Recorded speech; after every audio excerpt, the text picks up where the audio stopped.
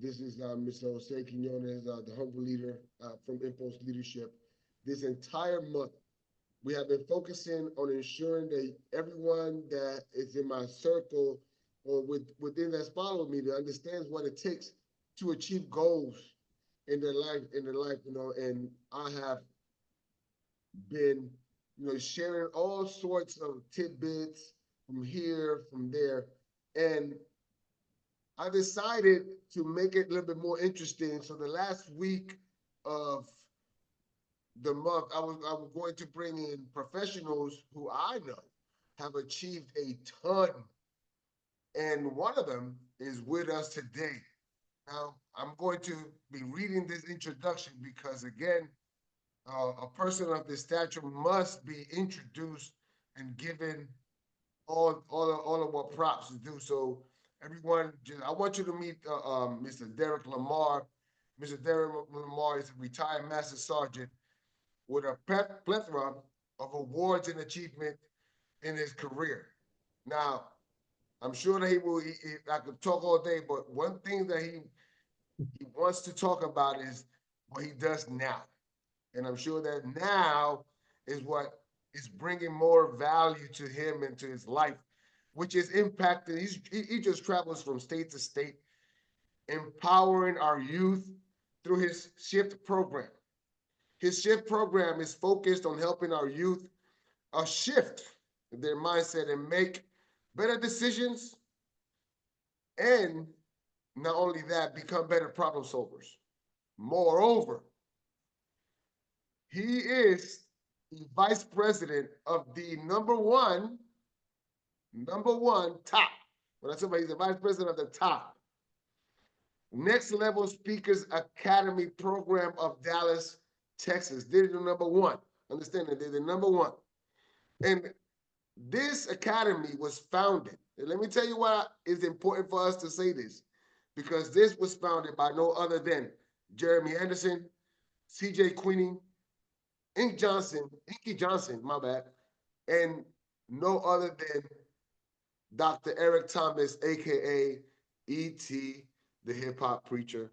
And so, without further ado, Mr. Darrick Lamar. Hey, sir, thank you for being blessed us today. Uh, did I miss anything, sir? Hey, bro, listen. You look, you went right across the top. You put the peanut butter and the jelly, and then you smashed the bread, bro. Yeah, that was a good sandwich. I appreciate it. Thank you so much. Hey, So, listen. but So let's get into this. Let's get into the meat and potatoes of it all. As you heard me say, we're focusing on achieving goals. So I just have one question for you, sir. yeah. What do you attribute or how you achieve every goal that you have done thus far? What has it been a process, or has it just been one thing? How's it go? How's it been? Please give us some nuggets. Oh man, that's a great question, man. And I wish I had one answer for you. But what I'll tell you is that I believe the foundation of all of it derives from my upbringing and the experiences of life, right? Um, I'm the only child. I always want more. You know what I mean? Like, I get something for my birthday. I like this, but I probably want more. You know what I mean? So it's a goal for me is this is nothing new. This is nothing that I learned in adulthood. Like this been all my life. Whether I set the goal or somebody set it for me, I always wanted maybe a little bit more. So I would say it's an ongoing process. Achieve one goal, and guess what? I'm setting another one because I probably want more. You know what I'm saying? So that's probably the driving force behind any goal that I set, man, is internally, I probably want more. And that's not from a monetary standpoint or a reward base or anything like that. It's just Jeremy Anderson says this thing, and I took hold of it myself. It's, what I'm saying, always grateful, but never settle. Yeah, I like that. I mean, that's the That's probably the best foundation you can establish any goal on. Always grateful for what you have, but never settle. Like, what's the limit? When do you stop? Because look, you hear constantly people saying greatness is within you. And on different levels, you will hear God created us in his image. And what can't you do without with God on your side, right? So why limit it? So Mm-hmm. yeah, I need another goal. I need to stretch even further. And I feel like I'm limitless, man. So uh I'm continuing to stretch myself in every area of my life. And I take on goals like a learning process. Mm-hmm. If I have the answer and the solution to attain this goal already, is it really stretching me? Probably not. Probably not. So I'm always reaching for the unknown. I got just enough information to be dangerous, and now I'm going to go do this thing. That's how I look at it. One step at a time. Don't look at trying to bite that whole elephant. You know what I'm saying? You got to eat it one bite at a time. You got to walk it down. You got to do it step by step. You got to set smaller goals to attain the bigger goals, but never lose sight of the goal. It's all those things. But then it's like life will start lifing. Mm-hmm. And do you allow life to knock you off of your goals, knock you off of that path, that vision that you have for yourself? It's a choice, it's a decision. And if you decide to let it take over you, consume you, then you won't accomplish your goal. But if you keep focused on it, and you lean into it, even when stuff get crazy. That's when you know you're going in the right direction. When stuff gets crazy on your way to your goal, you might be going in the right direction. Mm-hmm. You hit a little adversity. You hit some obstruction, uh some obstacles. Yeah. Because on the other side of that, that's where you're gonna find your solution. That's where you're gonna find your pivot point. That's where you're gonna find that you achieved your goal. And sometimes pivoting on a goal, not necessarily changing the destination, but maybe changing your route. Sometimes that's necessary. So Jose, man, I can go on and on, man. It could be so many factors, so many factors.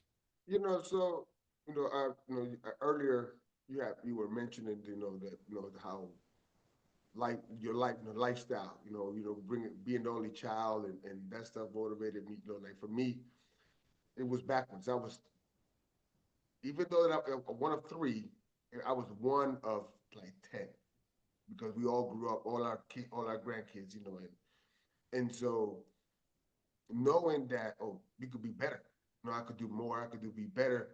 That motivated me, and because I don't want people to think that there's there's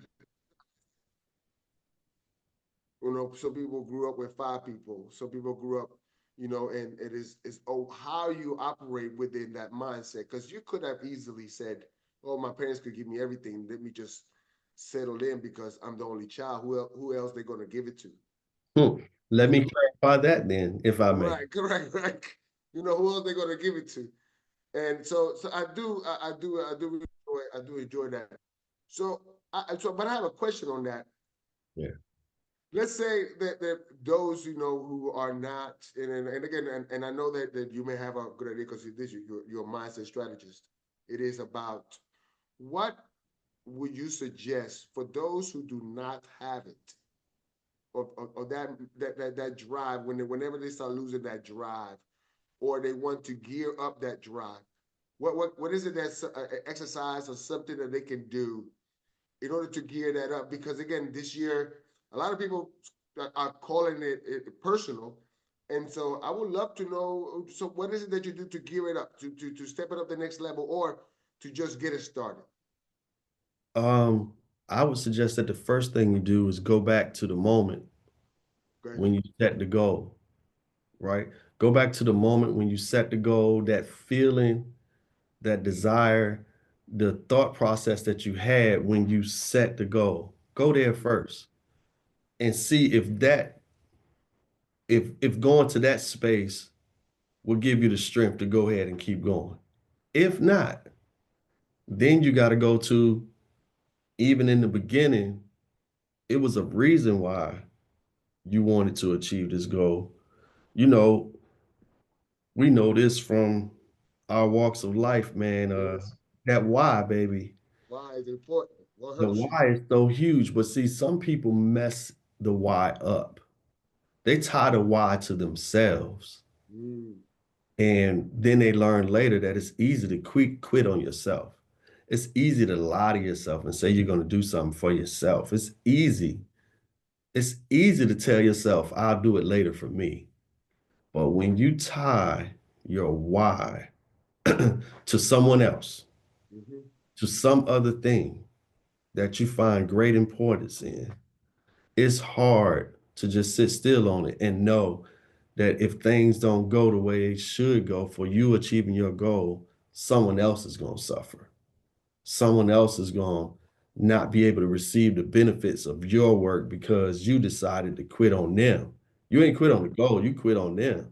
So tying a goal to someone else that maybe you love or that is of great importance to you makes it easier to get up and go when you don't feel like it. Get up and go when life is like, man, I'm kicking you as hard as I can. So tying that why to someone or something that really matters to you helps a whole lot. Yes, I was just talking to someone. It was like, well, no, what would happen if you do not achieve the goal? Oh, it, And I asked him, what will happen if you don't? I mean, it happens all the time, though. It happens all the time. But the question is, you not achieving the goal and you quitting on the goal is two different things. Oh, that's oh, but Yeah, yes, it's a yes, big difference between yes, quitting not and achieving it. not achieving it. Like, Correct, if correct. you go as hard as you can to get to this goal and you just don't quite make it, think about the growth and everything that took place on the journey. Like your mind has definitely stretched. I'm sure your physical body may have went through some things, maybe even relationships change. Your whole life looks different going along this journey. But if you just quit, Yeah. like where's the strength in that? What? Yeah, then you got to sit back and give yourself a pity party. Ain't nobody coming to that party. Like It and ain't even jamming in there, man. You got uh, come on, man. no one likes to come to a birthday party where everybody crying. And Nobody's doing that. So yeah, yeah, it's a big difference between quitting and not achieving, man. And then sometimes you need to take your goal, you take it as far as you can, and you might have to pivot a little bit. You might have to change a little bit of it.